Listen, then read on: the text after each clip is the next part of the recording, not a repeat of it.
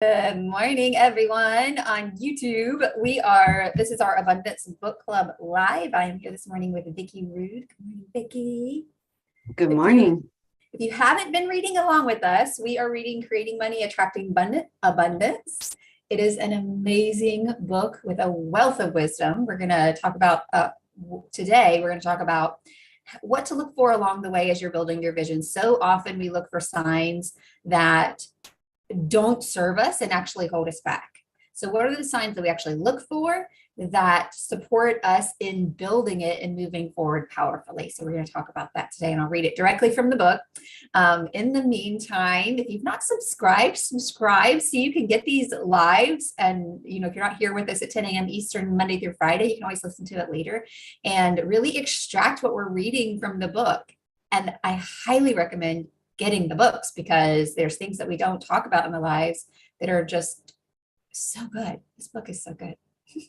Yeah, said it a million times, right? It really is. It really is. It's not, it's one of the most highlighted books I think I've ever had. Yeah, the most underlines, the most highlights, all of those things. And it is one of the books that I will continually go back to. When you read a book and it's so good that you feel like you've gleaned some of the wisdom from it, but there's so much more. And you go back and read it again and you hear it differently because you're a different person coming to the information and it's a different time in your life. So you're layering it over what your need at that moment is. This is one of those books for sure. Yeah, it's a staple. Yeah. Well, let's jump into the fun. So if you have the book and you're reading it with us, we are on page 126 towards the bottom. And I'm just going to read a few parts of this paragraph. Keep your goal in mind and work steadily toward it rather than expecting instant results. Trust that your inner messages are leading you to your goals, even if you do not know how at the time. Evaluate the results your efforts are producing, not by the money they instantly bring, but by how much you love what you are doing and the value your activities contribute to your life and to others. So I know that has been something that has tripped me up for sure, where I'm like, okay, where are the results? If the results aren't here, maybe I need to shift past, maybe I need to do something different. And when we're talking about business or wealth or abundance, that's the indicator, right? Money. It's like, okay, am I creating money? And especially in our world, we jump in a plane and get to where we want to go versus taking the steps to get there. That's how we've been trained. We've been trained to go, okay, where's the results, the instant results. And so I just love how they say it, how they're saying, don't look for that as the indicator, because they're saying, don't look for that as the indicator because that's what we want to do, right? It's something that we all kind of want to do. And to look for how much you love what you're doing and the value. Money is value, right? Money and value are pretty much equivalent. We buy something when it is of value enough to us to exchange our money for it. So money and value are just in my mind have like a little equal sign. And so when I hear bring how I'm not reading that part of the sentence. So brain scoot over. Evaluated by how much you love what you are doing and the value your activities contribute to your life. And I'm adding on to others, right? The feedback that we're getting from others that, wow, that was really valuable for me. Such a great indicator to lean into, right? And I think that being someone who was doing really great financially when I was working in corporate America, and I could say I was bringing value to my employees and there was a lot of value happening and it did not feel good, right? And you can only do that for so long. Like, okay, so the money was worthwhile for a bit, right? But that's what I think this is saying. It's in the long term, how is it like creating like it can be so much more expansive if you are truly in a place where it makes you happy or joyful or feel like you're contributing or whatever the case is. But if you don't like what you're doing and it's miserable, it's not, that money is not going to make you feel, it isn't going to give you the result that you want. Yeah, we talked about essences, right? The reason that we really want money because, there's something that we want to do with it, whether we want to create more time freedom, we want to create more connection with our family, whatever it is that we want to create, our purpose for creating money, there's a deeper purpose. And if that purpose is happiness on some level, it likely is, and we're making that money through something that isn't creating value in our life through the joy and whatever, that those important essences are to us, then we have a disconnect in why we're creating the money. And then Right. we're just serving our, no, what am I saying? Not serving our life, but basically like giving our life, sacrificing Yeah. our life. Yeah. Well, put big time. How many, I mean, I would love to hear in the comments how Mhm. many people feel like they're sacrificing their what brings life meaning for, let's just say, money, right? Mhm. Yeah.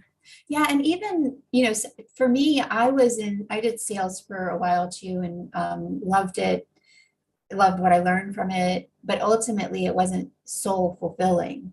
Right. And I think sometimes, being in service and knowing that we're making a difference for others and creating money can still be not quite what brings value to our own soul and our own life.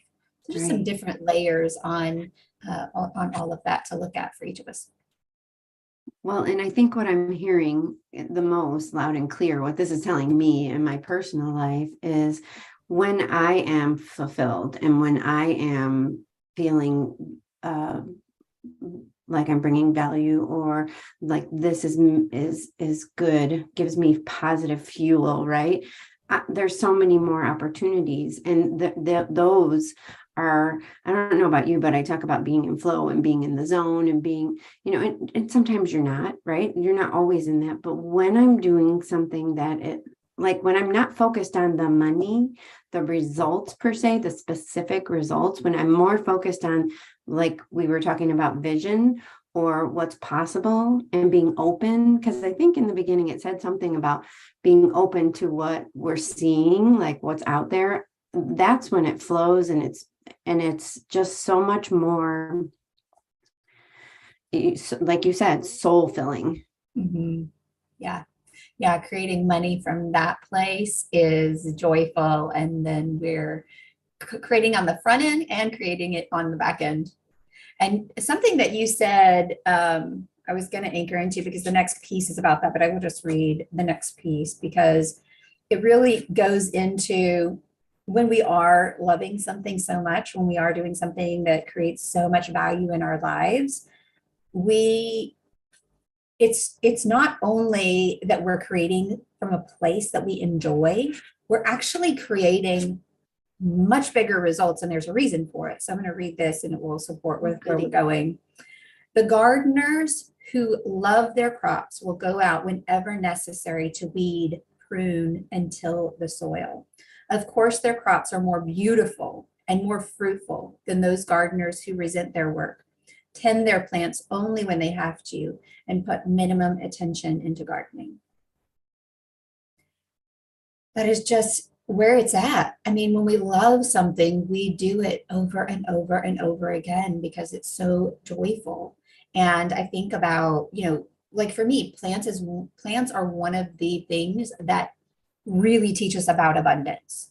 You Yeah. put a seed in the ground, and if that seed is cared for in all the ways that it needs to be, or if it's just planted in the right place with all the right things that it needs, it creates infinite amounts of that thing, because as the plant puts out, I had squash one year. That plant just kept putting out squash and squash and squash. I was like, whoa, how is this much coming from this plant? And each squash has so many, like a crazy amount of seeds Yeah. that can be replanted. And so that to me is really, a deep understanding of what abundance is. And I also will tell you, like, I love plants, but I don't love gardening. So I'm not the person that goes out and tends to the plants and has, and and a ton of fruit.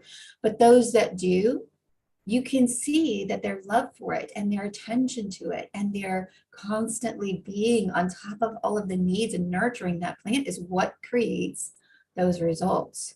So if you're in a business or you're in, somewhere creating, however you're creating money and you're resenting it, you're not going to be going after it the same way. You're not going to be showing up to it the same way and as often. I mean, I think about people who are like, I gotta post in social media. I don't know how to post. I've been there and I've been there, but it's an indicator. It's an indicator of either I don't love what I'm doing or I don't love the way I'm doing it, the format that I'm doing it in. And so when we find the thing that lights us up, like I love so much every morning, grabbing my coffee and come sitting with my girlfriends and talking about wealth and abundance and things that I love so much. And so I don't ever wake up and go, oh, I got to get on YouTube today or whatever. I don't have that. Right, right. And I've had the experience, like I said, where I'm like, I have to post again. So it's just an opportunity for us all to look at, oh yeah, there have been things in my life that I love so much that I just do it all the time and it creates amazing results. And then there's things that I have pushed through. So how can you take that thing that you love, be the gardener that loves that thing so much that it drives the value for yourself and then for others, and then creates the abundance and the flow of money that way. So long rant, Vicki, jump in. Well, there's something that was visually coming up for me when you were talking about the planting. And it's this piece of, we put the seed in the ground, right? We put the seed in the ground and it's covered by soil and we have no idea if it's going to come up or not, right? We don't know. But we continue to take care of it. We continue to show up daily to do. So whether it's in your business, continuing to show up, continuing to create the environment that is allowing it. And I think basically, if you have that faith in yourself, like I look at myself as the seed, and then I look at the other people that I get to be with, right, in my life. I look at us as seeds, right? And when they sprout, it has to fight through the dirt, right? It has to, it's not instant, beautiful rose coming up, right? It takes its time. And I think when we think about like the rush mentality or the immediate gratification and all that stuff, when I have those kinds of expectations, it's just setting myself up for frustration. Yeah. So when I just have faith that, okay, I planted this, I keep showing up, whatever is for all of our highest good is going to happen. And that piece about the indicator that you were talking about is really standing out to me, and really contemplating, what is that indicator telling me? Beautiful, beautiful message in this. Yeah. It's faith for me. It is. Yeah. And we talked about, I don't know if we talked about faith on the live. We were talking about faith recently. I have so many amazing conversations. It's hard to remember, but how faith, I used to feel like faith was a hoping, like I'm going to do it and I'm going to do it anyway. And I have no idea what's going to happen. But faith is like a deep knowing. Yeah. Faith is a deep knowing that even if this seed doesn't sprout, I've planted a lot of seeds, right? I've done all of the things, I'm going to create some result. It's going to be exactly what I need. It might be a learning lesson. Yeah. It might be a data and going, what's the data telling me? Let me shift, let me do something different. But that I know is saying my internet is unstable, but I think we're still with each other, right? Yeah, we are. Okay, cool. It's a deep, deep knowing that I am supported, I am held, I am walking the path, I am enjoying it. It's like, okay, all of the things are moving forward. And even if the garden isn't massively abundant, right? Even if the results, the wealth isn't massively abundant right away, that's not the indicator to look at. The indicator to look at is all the other things, the value, the joy. Am I showing up to it over and over again because I love it so much and serving it, serving my mission, serving the people that I get to serve, all of the things. And then that is the indicator of wealth that is in the storehouse, that is coming when harvest comes, right? Yeah, it's that leap of faith and that understanding of, chop wood and carry water, right? Like, so you do the work and it eventually I mean, we talked about this last week, that there's not really overnight success, but that's why enjoying what you're doing is so much more important, because let's face it, who knows what's going to happen tomorrow, right? Mm-hmm. So do I want to be joyful in what I'm doing today so that no matter what, every day is fulfilling? Or do I want to be going through it all like, crunchy, yucky, I'm getting this done, and not know what's going to happen? So I think that, like, in the faith part, just having faith gives it this release from the pressure of what the results are supposed to be. Yeah, I think what's missing for me sometimes in our society is the collaboration, which, we're a big team for collaboration here. We have an amazing group that is coming together and finding ways to co-collaborate in the different things that they're up to in the world. But what's missing for me is that we have built such an independent society. I think about the vision that I saw when you were saying chop wood, carry water, is the projects that I've been on where it's like, okay, this is your task, right? Maybe my task was, I'm just going to say, like, maybe I'm the one chopping wood. Yep. And I'm over in the woods, chopping the wood. And by the time I'm done, I walk over to where everybody else is collaborating and there's a whole house, right? That when we collaborate, we can take a task and we can stay at it and stay committed and know that together we're creating something so much bigger than our own piece that we're adding to it alone. Absolutely. And that's, for me, that's the collaboration and the working together is really where I have found the most fulfillment and healing, right? Mm-hmm. In my family, in my work, and even out in the world. It just is, there's so much more from, like, multiple people coming to the place with their mind and their hearts and their soul and their spirit and their inspiration, right? Like, inspiration is about spirit, right? Mm-hmm. And it's just so, it lights me, that is what fulfills me. It lights me up. And when you come to, let's just like use the house building example, when you come and you're carrying your wood and you're like laughing and singing and, oh my God, look at everything you did, here's more. When you come together like that, it's so much more fun to see each other and continue to build upon that. Mm-hmm. And another thing that comes up for me is using our zone of genius, using our skill set, using what we're great at to contribute, and trusting that there's things that I'm just not great at, and that's okay.